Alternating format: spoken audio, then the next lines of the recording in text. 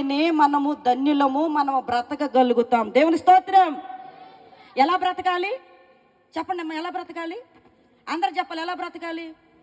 దీనులుగా బ్రతకాలా, నోరేసుకొని బ్రతకాలా? చెప్పండి, ఎలా బ్రతకాలి?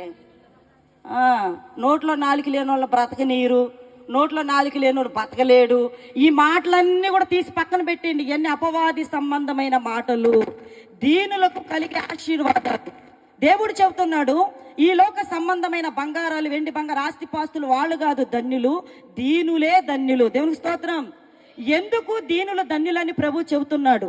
దీనులకు కలిగే ఆశీర్వాదాలేంటి? దీనులకు కలిగే కార్యాలేంటి? దీనుల పక్షాన ఎవరు నిలబడతారు?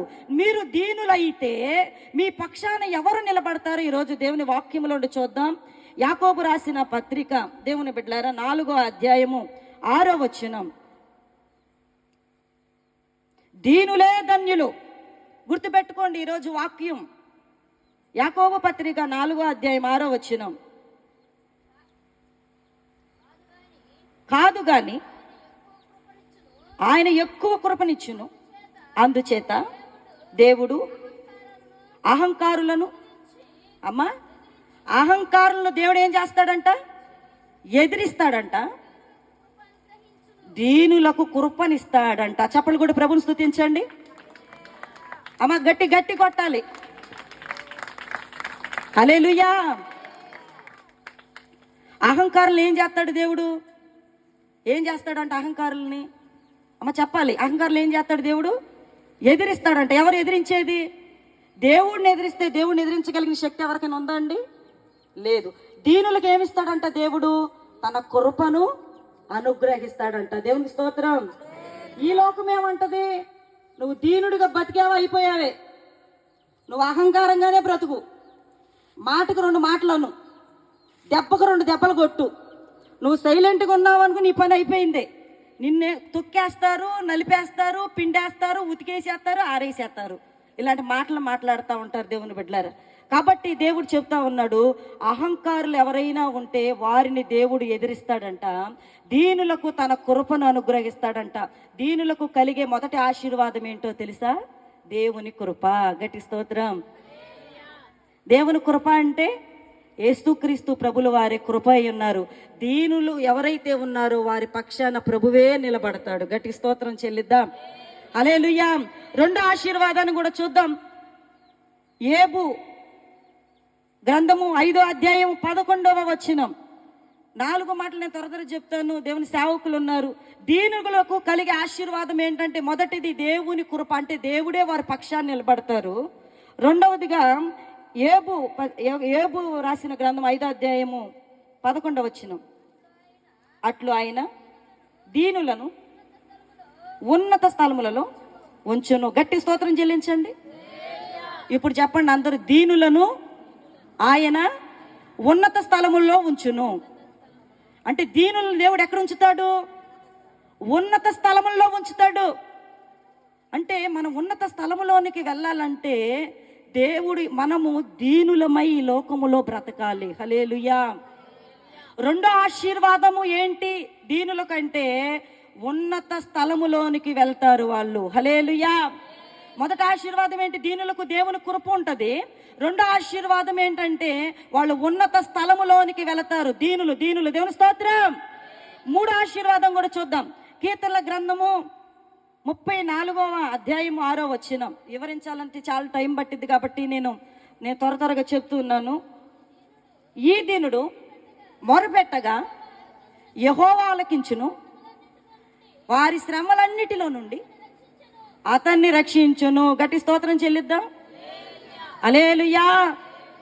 దీనులు మొరపెడితే అంట యెహోవా ఆలకించి వారికి ఎన్ని శ్రమలైతే వస్తున్నాయో ఆ శ్రమలన్నిటి నుండి కూడా ఆయన వారిని రక్షిస్తాడంట. గట్టి స్తోత్రం చెల్లిద్దాం. హల్లెలూయా. ఇక్కడే ఉన్నాం అన్న వాళ్ళందరూ దేవునికి స్తోత్రం చెల్లించండి. వాక్యం వింటున్నాం అన్న వాళ్ళందరూ దేవునికి స్తోత్రం చెల్లించండి. హల్లెలూయా. దీనుల కంట ఆయన తోడుగా ఉండి వారికున్న శ్రమలన్నిటిలో నుండి వారిని ఏం చేస్తాడంట?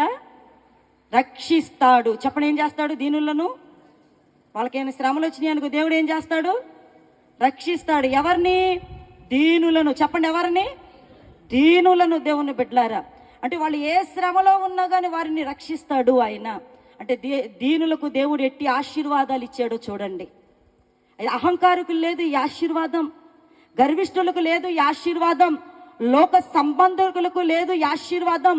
దీనులకు మాత్రమే ప్రభు అనుగ్రహించారు. దేవుని స్తోత్రం. దేవుడు దీనులకు అనుగ్రహించిన ఆశీర్వాదాలు ఈరోజు మీకు తెలియజేస్తాను. ఈ ఆశీర్వాదాలు మాకు కావాలనుకుంటే మీరు ఈ దినము నుండి దీన వస్త్రమును ధరించుకునుడి. హల్లెలూయా. ఏ వస్త్రం ధరించుకోవాలి? దీన వస్త్రాన్ని ధరించేసుకోవాలి. ధరించుకుంటే అప్పుడు దేవుడు నీకు తోడుగా ఉంటాడు, తన కృపను అనుగ్రహిస్తాడు, ఉన్నత స్థలంలో నిన్ను ఉంచుతాడు.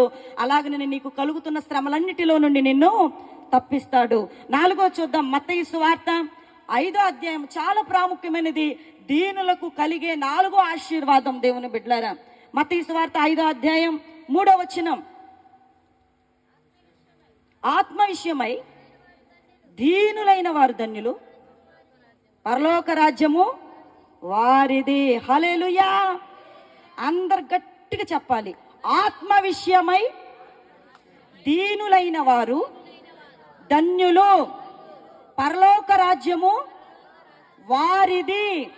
ఇప్పుడు పరలోక రాజ్యం దీనులదా అహంకారులదా? చెప్పండి, ఎవరిదే? ఇప్పుడు నువ్వు దీనుడు అయితే నువ్వు ఎక్కడ ఉంటావు? ఆ 4వ ఆశీర్వాదం ఏంటంటే పరలోక రాజ్యమే ప్రభువు దీనులకి ఇవ్వబోతున్నాడు. పరలోక రాజ్యంలో ఉండేది ఎవరో తెలుసా? దీనులే. అందుకనే అన్నాడు వాళ్ళు ధన్యులు. దీనులు ఎవరు? ధన్యులు. దీనులు ధన్యులు. దేవుని బిడ్డ, ఈ లోకం ఒప్పుకోదు ఈ మాటనే. లోకం ఒప్పుకోదు. కానీ దేవుడు చెప్తున్నాడు, లోకం వైపు చూడొద్దు, లోక మనుషుల వైపు చూడొద్దు, వాక్యం వైపు చూడండి. దేవునికి స్తోత్రం. హల్లెలూయా. దీనులకు 4 ఆశీర్వాదాలు ఈరోజు మేము చెప్పాను. మొదటి ఆశీర్వాదము, దేవుడే దీనుల పక్షాన. నువ్వు దీనురాలవైతే నీ పక్షాన ఎవరు నిలబడతారు? దేవుడు నిలబడతాడు. నువ్వు దీనురాలవైతే దేవుడు నిన్ను ఎన్ని శ్రమలు వచ్చినా, ఎంతమంది అండి, ఎంత బలం కలిగిన వాళ్ళైనా, అధికారం కలిగిన వాళ్ళు, డబ్బున్న వాళ్ళైనా, ఎంత తెలివి ఉన్న వాళ్ళైనా, జ్ఞానము కలిగిన వాళ్ళైనా నిన్ను పతనం చేయాలని చూసినా నువ్వు ఉన్నతమైన స్థితిలోనే ఉంటావు. దేవుని స్తోత్రం. హల్లెలూయా. 3వదిగా దీనులను ఆయన రక్షిస్తాడు, శ్రమలో నుండి రక్షిస్తాడు. 4వ చెప్పాను, పరలోక రాజ్యంలో ఆయన చేర్చుకుంటాడు. దేవునికి స్తోత్రం. ఇప్పుడు చూడండి, మన పాస్టర్ గారు మంచి పాట రాశారు.